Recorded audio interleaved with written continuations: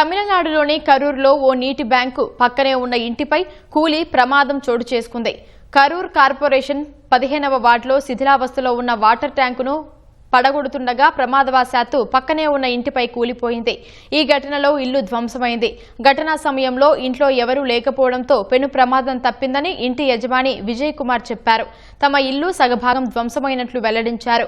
Water ట్యాంకును సరైన పద్ధతిలో పగులగొట్టకపోవడం వల్లే ప్రమాదం జరిగిందని ఆరోపించారు.